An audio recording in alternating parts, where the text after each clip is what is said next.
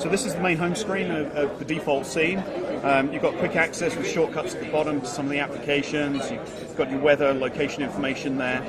And then with the Sense Experience, you have these multiple pages so we can pan through and see. We've got access to our music there. Our photo albums are all accessible through this. And there's weather.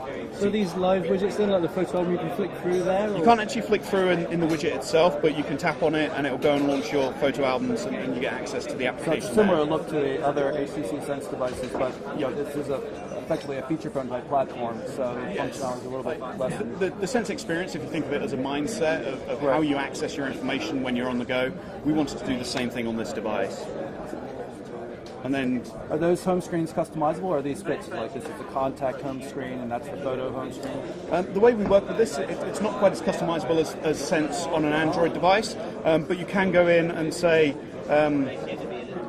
I can go and select different scenes. So I've got a couple of scenes here, or I could go go and say, let's actually customize this scene itself.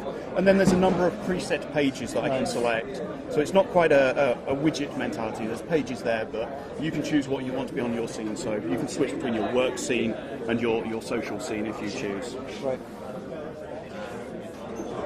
Cool. What's the main menu look like? So if we go back to here, hit the button again, we get into our programs menu. And we've got 3 pages of programs here by default, which give access to all the apps on the device. Can you reorder them, rearrange them, or? No, these are fixed pages at this point. So there's the standard applications, your contacts, mail, calendar, browser. We've got a few extras that we've thrown on here, like a couple of games, the flashlight app, and then we've also things like the friend stream. So bring in the social media, your Facebook application, and your Twitter stream. It's a QVGA resistant display, right? Yes, QVGA resistant. It's 2.8-inch screen. What kind of hardware controls do we have on it? Obviously, we've got call, end, and send. And call, end, and a back home button, and there's the menu button there. Okay, that little button's menu. Volume control on the side, and a camera button down the bottom. And what kind of camera spec do we have? It's a 3-megapixel camera with flash. Great. And that looks like a 3.5mm jack. It is 3.5mm headphone headset jack. There is an FM radio on the device for the headset. Micro USB? It's micro USB. Mini. It's actually sorry, mini. Yes.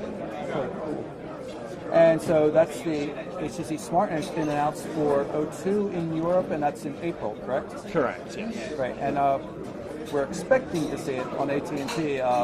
Based on what we've seen, there's been no formal announcement yet, but they did show the device at an AT&T conference, so we might actually see this stateside.